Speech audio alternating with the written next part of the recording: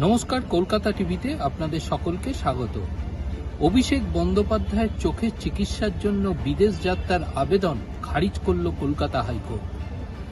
কলকাতা হাইকোর্টে বিচারপতি সৌগত ভট্টাচার্যের প্রস্তাব ছিল যে আদালতে যে নথি জমা পড়েছে সেই নথিতে দেখা যাচ্ছে যে অভিষেক বন্দ্যোপাধ্যায়ের বিরুদ্ধে মোট 16টি এফআইআর হয়েছে। তার মধ্যে 5টি কলকাতা হাইকোর্টে বিচারাধীন। তার কারণ ওই 5টি এফআইআর এর ভিত্তিতে অভিষেক বন্দ্যোপাধ্যায় রক্ষা কবচ এবং বিভিন্ন আবেদন জানিয়ে কলকাতা হাইকোর্টের বিভিন্ন এজলাসে আবেদন জানিয়েছে। ফলে এই 5টি মামলা বিচারাধীন অবস্থায় রয়েছে। তার মধ্যে উত্তর বিধাননগর থানার সাইবার ক্রাইমের মামলায় তিনি রক্ষা কবচ পেয়েছেন এবং বিচারপতি কৌশিক চন্দ্রের মামলাতেও তিনি রক্ষা কবচ পেয়েছেন এবং সেখানে শর্ত হিসাবে বলা আছে তাকে তদন্তে সহযোগিতা করতে হবে। সুতরাং এই তদন্তের গতি প্রকৃতি যে পর্যায়ে রয়েছে তাতে আদালত মনে করছে, তার পর্যবেক্ষণে উল্লেখ করেছেন যে তদন্তের স্বার্থে তাকে যদি জিজ্ঞাসাবাদ করতে হয় তাহলে তদন্তকারী অফিসারদের সামনে তাকে হাজির হতে হবে।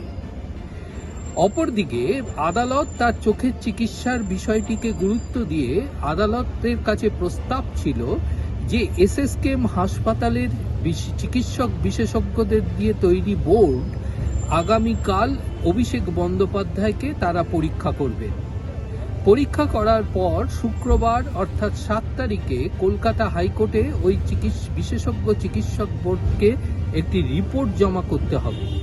যে রিপোর্টে উল্লেখ থাকতে হবে যে অভিষেক বন্দ্যোপাধ্যায়ের চোখের চিকিৎসার জন্য যে চিকিৎসার প্রয়োজন তা ভারতবর্ষের কোনো জায়গায় করা সম্ভব কিনা, না সেই চিকিৎসা করতে গেলে তাকে বিদেশেই করতে হবে।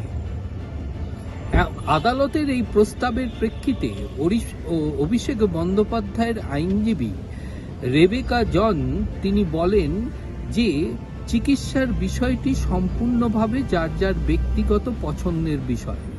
সুতরাং আদালতের এই প্রস্তাবের প্রেক্ষিতে তিনি ওই মেডিকেল বোর্ডের কাছে হাজির হতে রাজি নন তার ক্লায়েন্ট অভিষেক বন্দ্যোপাধ্যায়। এরপরেই আদালত পরিষ্কার তার পর্যবেক্ষণে উল্লেখ করেছেন যে আদালতের প্রস্তাবে রাজি হননি আবেদনকারী এবং পাশাপাশি আদালত তার পর্যবেক্ষণে মনে করছেন যে এই ধরনের অনুমতি দিতে গেলে যে সমস্ত তার বিরুদ্ধে এফআইআর হয়েছে বা তদন্ত চলছে সেই তদন্তে ব্যাঘাত ঘটতে পারে। তাই তার আদালত অভিষেক বন্দ্যোপাধ্যায়ের চোখের চিকিৎসার জন্য বিদেশ যাত্রার আবেদন খারিজ করে দিলেন। খারিজ করে দিয়ে বিচারপতি সৌগত ভট্টাচার্য জানিয়ে দিলেন যে আদালত মনে করছে যে এমত অবস্থায় তার যদি চিকিৎসার প্রয়োজন হয় তাহলে তিনি এসএসকেএম এর মেডিকেল বোর্ডের কাছে হাজির হতে পারেন, কিন্তু সেই শর্তে রাজি না হওয়ায় আদালত তার এই আবেদন খারিজ করে দিলেন।